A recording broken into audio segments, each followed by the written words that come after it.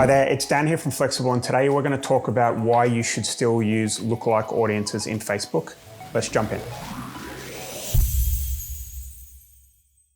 Okay, so for those of you who've been running ads on Facebook for more than 3 years, you'll remember the good old days, right? Where we were able to, I think it was like 500 clicks or 100 conversions, and you could create a lookalike audience using the Facebook algorithms. It was like printing money. Do you know what I mean? Like they always killed the interest targeting, and they just keep on running, and they were really great kind of assets to have within your agency. But as we all know, iOS 14 happened and a lot of the offsite tracking was removed from us, and lookalike audience became less powerful.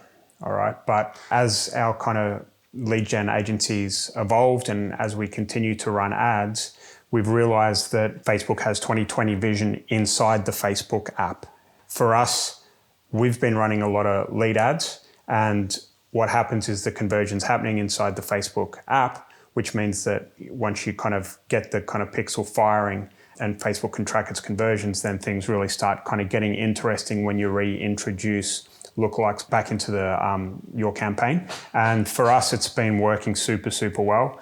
And you should not sleep on lookalike audiences. What's working really well for us is running Instagram Reels and Facebook Stories to lookalike audiences. Okay, and when you combine those two with lead ads, all right, and a lot of you will be running lead ads now, I suspect, then this is like the golden goose. We've been running for the last coming up 4 months now. We're above 30,000 B2B leads using this exact kind of structure as what I'm teaching you just here.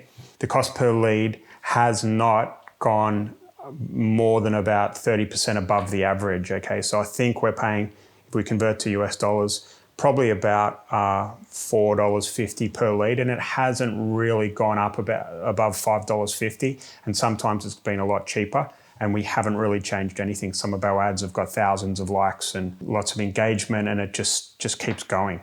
It's really, really cool. With that in mind, I'm going to show you what our live account looks like, and I'm going to hand over to my account manager, Graham, to see how we do it, what it looks like, and what it's looking like in our account. I'll pass you over to him now. Cheers for that, Dan. So yeah, guys, just to give you a little deep dive into our live ad account. So we've been running these tests for the last month or so. And lookalikes have consistently beaten our other best performing interest audience that we had running before. And I'll just show you a bit of the comparisons. So this one here is the interest audience lead generation marketing agency or advertising agency, stuff like that. I think there's multiple different audiences in this one.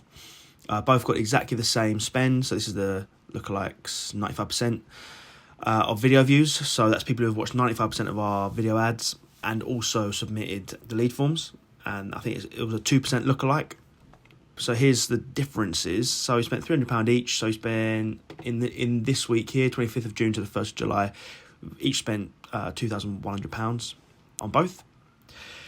Now this is interesting. CPM is almost half in the interests rather than the lookalike. So you're paying double the amount for the traffic. But because this traffic is way more targeted, because it's people who are people who have converted and who are actively engaged with your ads, we're getting a way higher click-through rate and slightly higher cost per click. So at the moment, at a metric level, you would assume that the interest audience would probably do better. But if we go along to the results, a way higher proportion of people convert off the click in the lookalike audience than, say, the interest-based audience. So off the top of my head, you can kind of see that's about a third of people are converting from the interest audience, and just under a half are converting in the lookalike audience. So as you can see, lookalike beat it that week quite convincingly. £3.78 to £4.43 is quite a lot when you look at everything. If we look at the next week, so that was, this is the next week, 2nd to the 8th of July, you'll see something similar. So again, almost half the CPM in that week. Again, slightly more expensive cost per click, but way higher click-through rates, and also way higher conversion rates. Again, just over a third, bang on a half, basically. So it's, again, beating it on cost per lead there. Spent the exact same amount of money as well. Then we can look at the next week. It just carries on in the same vein, really. Interested, but a bit better this week, actually. It was a bit closer to the Lookalike version. Again, same CPMs, way higher click-through rates on the Lookalikes, and a similar cost per click this time.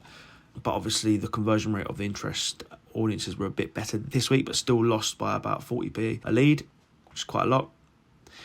And we'll show you the next week as well, 16th to the 22nd of July.